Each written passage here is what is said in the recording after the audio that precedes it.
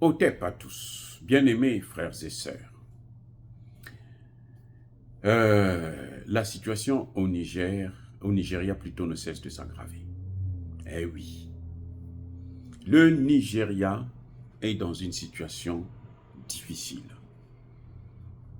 Vous voyez, euh, le Nigeria est en train de payer sur le plan spirituel ce qu'elle a fait à l'Afrique. Dieu avait béni ce pays pour faire de ce pays la première puissance économique mondiale, et africaine plutôt, pardon, africaine. Mais au lieu d'utiliser cet atout pour tirer les autres pays africains vers le développement, le Nigeria, lui, ce qu'il a fait, c'est de chercher à détruire les autres pays africains, comme on l'a vu tout récemment avec le Niger. Et voilà maintenant que Dieu confond le gouvernement nigérian, hein, les enlèvements ne cessent de se multiplier. Pas plus tard qu'hier, il y a eu plus d'une centaine d'hommes, de femmes et d'enfants qui ont été encore enlevés. Il y a eu d'abord 300, il y a eu 15, maintenant là il y a une centaine. Qu'ils appellent les Américains. Que la démocratie règle ça. Voyez comment Dieu nous met devant les faits accomplis. La démocratie est un instrument à la disposition des puissances occidentales pour détruire, s'ingérer dans les affaires africaines. C'est ça la démocratie, c'est un cheval de Troie. La démocratie n'apporte rien, ne change rien. Ce sont les hommes qui doivent changer leur perception de la vie, de la gouvernance, du bonheur de leur société. Les Occidentaux nous imposent la démocratie, mais en fait, on le voit, Tinubu a été élu, non? Même s'il y a eu des choses, mais Tinubu a été élu. On dit qu'il a été élu démocratiquement. C'est pour ça que quand il vient se lever devant Assimi Goïta, il dit « Je ne peux pas voir Assimi Goïta, je ne peux pas voir Tiani, je ne peux pas voir Traoré. » Mais il peut voir quand même Kaka Déby. Vous voyez la différence? Il peut voir Kaka Déby. Au nom de la démocratie. On va faire la guerre au Niger au nom de la démocratie. Ah bon. Mais il y a un Dieu quand même.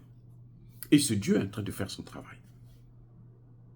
C'est dommage, je ne me réjouis pas de la situation de nos frères et sœurs du Nigeria. Non, il ne faut pas mal interpréter ma pensée. Je veux tout simplement dire qu'à un moment donné, ce que nous faisons se retourne sur nous-mêmes. C'est-à-dire que quand on dit tout se paie ici-bas, là, en fait, c'est une réalité. Je vous ai déjà expliqué que la Côte d'Ivoire, Houphouët-Boigny, passait son temps à déstabiliser les autres pays. À un moment donné, la Côte d'Ivoire a sombré jusqu'à aujourd'hui. Le Burkina Faso a passé son temps avec Blaise Compaoré. Ils ont tué Thomas Sankara et ils ont passé le temps à déstabiliser les autres pays. Regardez ce que ça donne. Donc, à un moment donné, nous devrons savoir, quand on est un homme politique, surtout en Afrique, chez les autres, bon, je n'en sais rien, mais en Afrique, un homme politique doit se dire qu'au-dessus de lui, là, il y a un Dieu. S'il est président, au-dessus de lui, là, il y a le Dieu qui est là. Et que ce qu'il fait, ça peut se retourner sur lui ou sur ses descendants. Ça peut se retourner sur ses descendants. Et c'est un message que je donne à Tshisekedi. Ce n'est pas parce qu'on a été élu que maintenant, on ne va pas écouter la volonté d'un peuple qui te demande d'aller signer des accords avec la Russie et toi, tu résistes. Tu préfères embrouiller les gens tout le temps en Europe parce que tu aimes le luxe, tu aimes les maisons, les Weston là, les vestes là. Mobutu les a portés aussi. Eh oui, il portait peut-être pas la cravate, mais il était toujours bien habillé, bien sapé. à l'africaine, à l'authenticité. Il avait le tapis rouge. Après, qu'est-ce que ça donnait? Bref, pour revenir à notre question, celle du Nigeria, c'est que Tinubu est en train de subir ce qu'il a voulu faire subir aux autres, la déstabilisation. On avait dit à Tinubu, si tu attaques le Niger, tu vas déstabiliser toute la région. Maintenant, qu'est-ce que Dieu fait? Puisqu'il a déjà sorti ça, il faut faire la guerre. On lui amène ça chez lui-même. Tu voulais la guerre, non? Tu as la guerre chez toi. Maintenant, occupe-toi de cette guerre. Tinubu est allé jusqu'à envoyer son ministre des Affaires étrangères pour aller signer les accords avec la Russie. Ils ont signé les accords. Hein. C'est eux, en tout cas, ça c'est la seule chose que j'apprécie beaucoup parce que là, il a vu tout de suite, il n'a pas attendu 5 ans, 10 ans pour prendre des dispositions, comme on le voit avec Tshisekedi, qui continue à dormir. Il a peur de prendre des décisions. Parce que lui, ce qui compte pour lui, c'est il faut qu'il ait là un pied en Europe. Si on lui dit ne viens plus en Europe, Tshisekedi va piquer une crise. Hein. Si les Français disent, les Américains, les Français, les Belges la disent, on ne veut plus te voir en Europe, là. Tshisekedi va piquer une crise. Vous allez le retrouver à l'hôpital. Tel que vous le voyez là. Chez lui, c'est-à-dire que c'est un Parisien. Il faut qu'il soit Parisien. Si tu es Parisien et que tu ne mets jamais pied à Paris, c'est un problème. Mais Tinubu a dit non, ça suffit. C'est la seule chose que j'apprécie. Mais je veux quand même qu'on comprenne que ce qu'il a voulu faire au Niger, ça s'est retourné chez lui-même. Effet boomerang. Prenons les leçons. Ce que vous voyez, ce que le Rwanda est en train de faire au Congo démocratique, là, le jour que ça va se retourner sur le Rwanda, le jour que ça va se retourner sur les Rwandais, nous, Africains, nous, Congolais, nous aurons pitié de ces gens-là. Ça va être encore nous qui allions venir pour les sauver. Parce que ça arrivera tôt ou tard.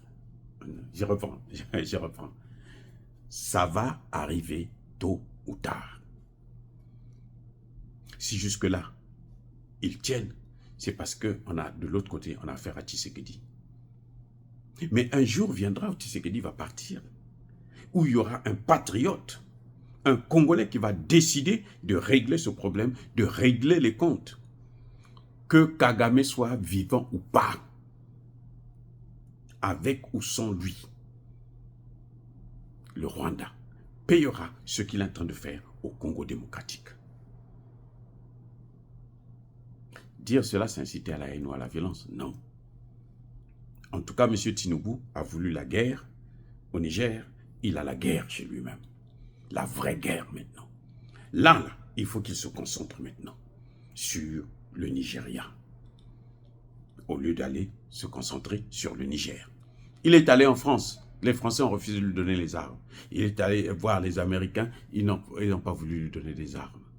Il est obligé de passer par la Russie. Oh, bien-aimés frères et sœurs, encore une fois de plus, je persiste et je signe. Soyez bénis, abondamment bénis par le Dieu de Kémite et par nos ancêtres angélisés. Mais que tous ceux qui persécutent le continent africain le pillent et le déstabilisent, qu'ils soient noirs, blancs, chinois, arabes, juifs, indiens, qui qu'ils soient punis, maudits, foudroyés, neutralisés, écrasés, effacés par le Dieu de Kémite et par nos ancêtres angélisés. Vive l'Afrique éternelle, j'ai dit et j'assume.